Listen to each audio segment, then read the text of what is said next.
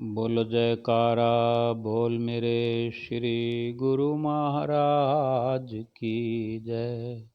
जय सच्चिदानंद। आज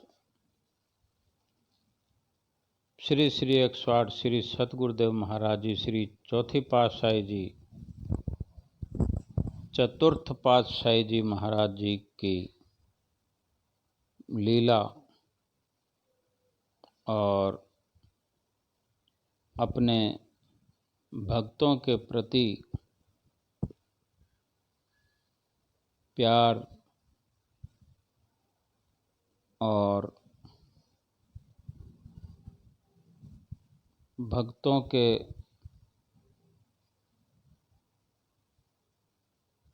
ख्याल को देखते हुए कैसे सब को छोड़कर भक्तों को दर्शन देने के लिए खिंचे चले आते हैं। जैसे भगवान श्री रामचंद्र जी महाराज सबरी के आश्रम में और श्री कृष्णचंद्र जी महाराज विदुर विदुरानी के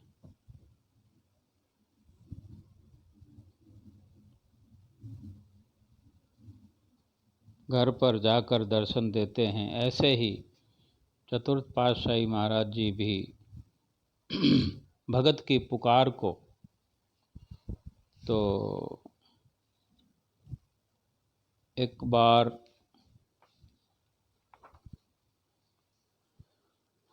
आप अपने प्रवचनों में फरमाया करते थे कि जो जीव हृदय से दृढ़ निश्चय से जिस वस्तु को प्राप्त करना चाहे कर सकता है। इसके लिए केवल ये बात जरूरी है कि श्रद्धा विश्वास अटूट हो। जितनी ज़्यादा महत्व की वस्तु हो उतना अटल विश्वास और श्रद्धा और दिल के अंदर उतनी लगन और तड़फ भी होनी चाहिए। जब भी प्रेमी प्रीतम को प्राप्त करने की चाह करे, हम हमेशा अपने हिसाब से भजन पूजन आरती सेवा सुमरन सब कुछ करते हैं ना, लेकिन मन में विचार करते रहते, मज़ा नहीं आया, आनंद नहीं आया। तो सत्पुरुष क्या हमें हिदायत देते हैं, ध्यान से समझने वाली बात है कि आनंद क्यों नहीं आता है। जो चाहते हैं भक्ति के अंदर हमें एक मुकाम हासिल हो, वो क्यों नहीं होता है। कि साफ साफ शब्दों में हमारे श्री गुरु महाराज जी प्रवचन कर रहे हैं कि जब भी प्रेमी प्रीतम को प्राप्त करने की चाह करे, उसकी विनती में, उसकी विनय में आर्त स्वर, हार्दिक भावना, मधुर हार्दिक वेदना तथा दृढ़ विश्वास समाया हुआ होना चाहिए। हार्दिक वेदना में नहीं, हार्दिक के अंदर एक दुख हो। दुख कैसा? प्रीतम से मिलने के लिए एक तड़प हो, जैसे कोई तड़पता है किसी चीज़ के लिए। ये प्रीतम और प्रेमी को आपस में मिलने के लिए एक दुख की बात है, वेदना। दुनिया संसार के समानों के लिए अपने हृदय के अंदर वेदना रखती है, लेकिन एक प्रेमी अपने प्रीतम से मिलने के लिए हार्दिक वेदना रखे अपने अंदर, हार्दिक वेदना पैदा करे, वैराग पैदा करे, दृढ़ विश्वास समाया हुआ हो उस विनती में। फिर इष्ट देव को भी विश्राम नहीं आता, कहीं भी हों दौड़े चले आते हैं। प्रीतम सदा प्रेमियों की तारों में बंधे हुए होते हैं। इसी का ही ये प्रत्यक्ष रूप है, ये लीला, ये कथा। तो चतुर्थ पातशाही गुरु महाराज जी उस वक़्त, जिस वक़्त की ये कथा है, प्रयाग धाम में विराजमान थे। तो मई और जून के महीने में प्रयाग धाम से आनंद धाम जो पचगनी में है, आश्रम है आनंद धाम पचगनी में, मई जून के महीने में एकांतवास के लिए हमारे महाप्रभु जाया करते थे। तो यहाँ श्री आज्ञा के बिना अपने आप कोई नहीं आ सकता था। जिसको सतगुरुदेव महाराज जी आज्ञा देते थे या जिनको साथ ले जाते थे वही वहाँ पर होते थे। आपका ये नियम था कि श्री प्रयाग धाम में हर रविवार को भंडारा होता था, अतः आनंद धाम के लिए आप सोमवार के दिन प्रस्थान करते थे। रविवार को भंडारा करके आप सोमवार को आनंद धाम के लिए पचगनी के लिए रवाना होते थे और शनिवार के दिन वापस श्री प्रयाग धाम में कृपा करते थे, वापस प्रयाग धाम में आ जाते थे प्रेमियों को दर्शन देने के लिए। आप अपने नियम अनुसार आनंद धाम में विराजमान थे। तो एक बार एक प्रेमी श्रद्धालु भगत तोलाराम जी, जो भारत से काम धंधे के लिए स्पेन गए हुए थे, वहाँ रहते थे भारत के, लेकिन स्पेन में रहते थे, काम धंधा करते थे। वहाँ से भारत में किसी कार्यवश तथा संबंधियों को मिलने के लिए आना हुआ उनका, आए। और उनके संबंधी तथा माता पिता देवास मध्य प्रदेश में रहते थे। और भगत जी के दिल में गुरु भक्ति व सतगुरु प्रेम की चाह भरी हुई थी, अधिक थी। उन्होंने स्पेन में भी आरती पूजा का कार्यक्रम, श्री गुरु महाराज जी की पूजा पाठ का नियम बना रखा था। दिल में श्रद्धा तथा प्रेम की एक लहर उठी अचानक। वहाँ से जब आ रहे थे तो रास्ते में कि श्री सतगुरुदेव महाराज जी के पहले श्री दर्शन करके फिर घर जाना चाहिए ये विचार मन में आया। तो फिर इसके साथ दूसरे विचार भी आते हैं कि इस वक्त श्री गुरु महाराज जी कहाँ होंगे, प्रयाग धाम होंगे कि श्री आनंदपुर होंगे कि कहाँ होंगे। तो इन विचारों के चलते वे स्पेन से बम्बई पहुँचे। तो उन्हें किसी प्रेमी से ये सूचना मिल गई कि श्री सतगुरु दीनदयाल जी तो इस वक्त प्रयाग धाम में विराजमान हैं। तो बम्बई से तो प्रयाग धाम है ही कितना दूर 2-4 घंटे में पहुंचा जा सकता है। तो वे जल्दी ही बम्बई से श्री प्रयाग धाम के लिए चल पड़े। रास्ते में भगत जी ने मन ही मन श्री सतगुरुदेव महाराज जी के श्री चरण कमलों में कितनी ही विनतियां की।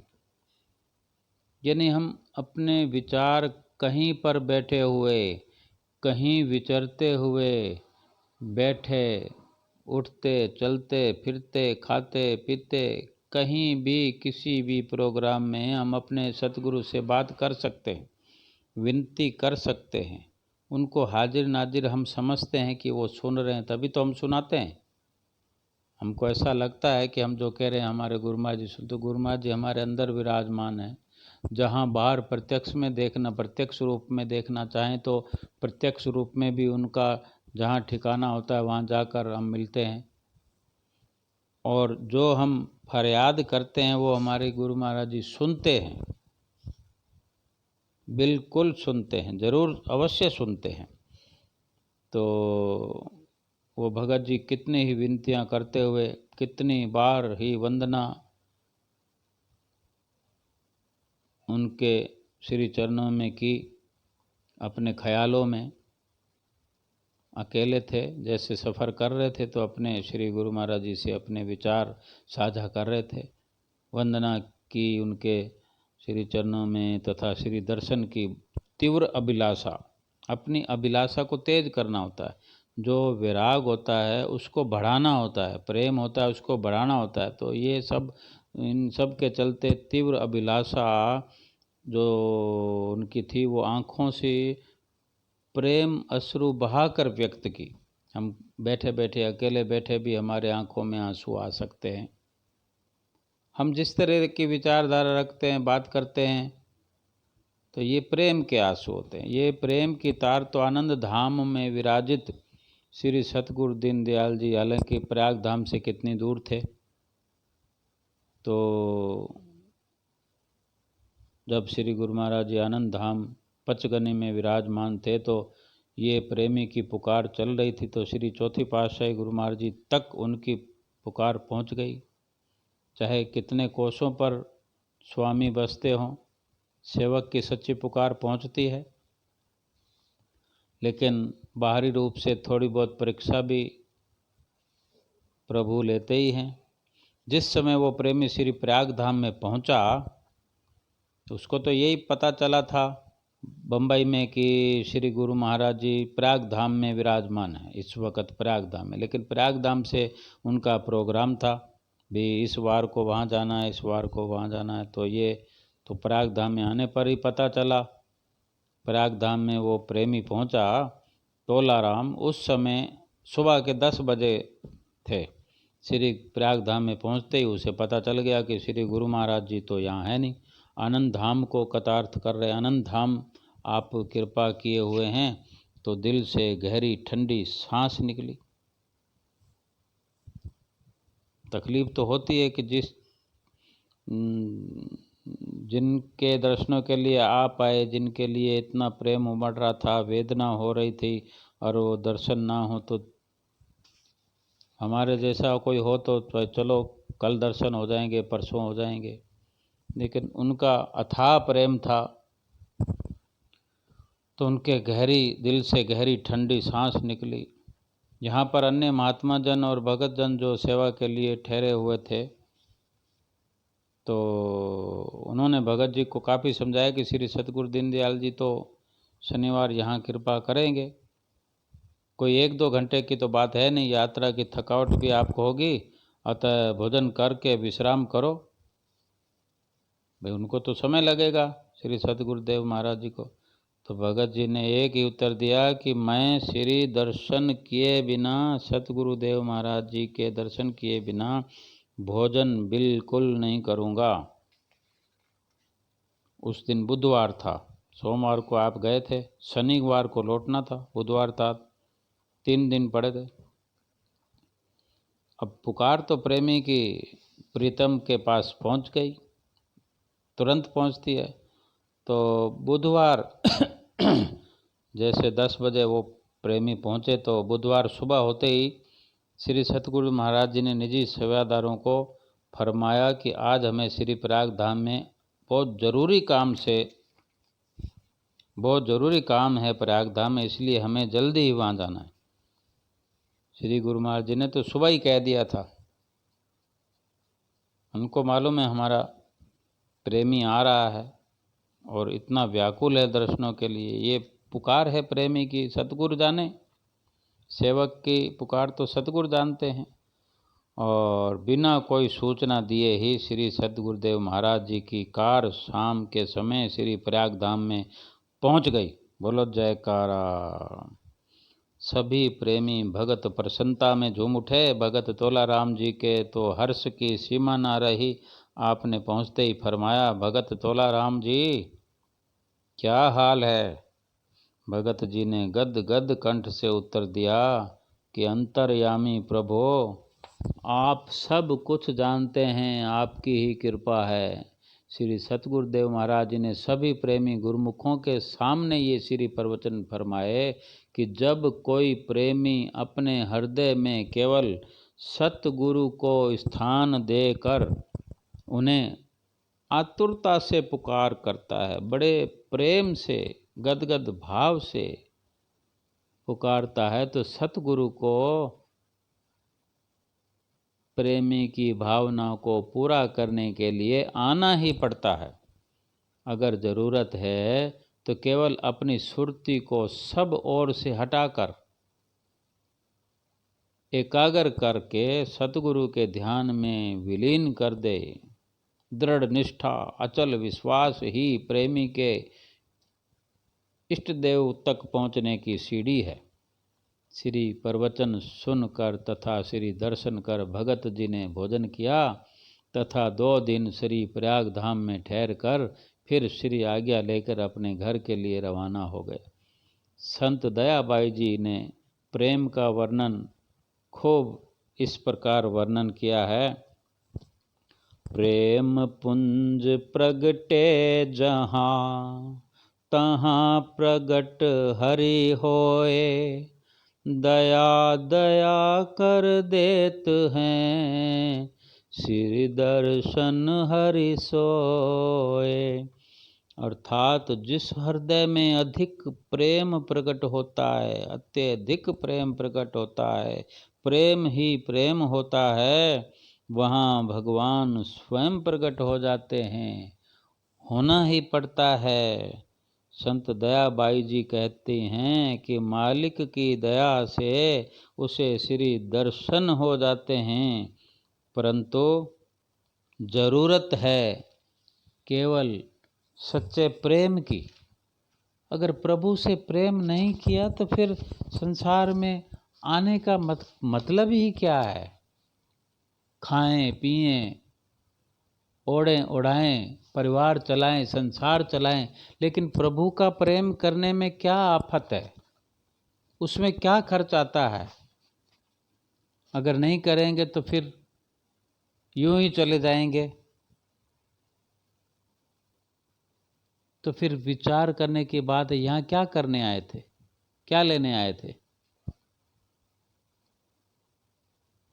शब्द है, आया जगत में किस लिए, प्राणी विचार कर, करना जो रूह का काम है उसकी संभाल कर। आया जगत में किस लिए, प्राणी विचार कर, ख्यालों पे मन के चल रहा, मंजिल गलत तेरी, ख्यालों पे मन के चल रहा तू, मंजिल गलत तेरी, हरगिज शिखर न आएगा तेरे हाथ में बशर, करना जो रूह का काम है उसकी संभाल कर। आया जगत में किस लिए, प्राणी विचार कर, करने तो आया जगत में मालिक की बंदगी, करने तो आया जगत में मालिक की बंदगी, कहना है आरिफों का ये उससे तू है बेफिकर, कहना है संतों का ये उससे तू है बेफिकर, करना जो रूह का काम है उसकी संभाल कर। आया जगत में किस लिए, प्राणी विचार कर। बोलो जयकारा, बोल मेरे श्री गुरु महाराज की जय।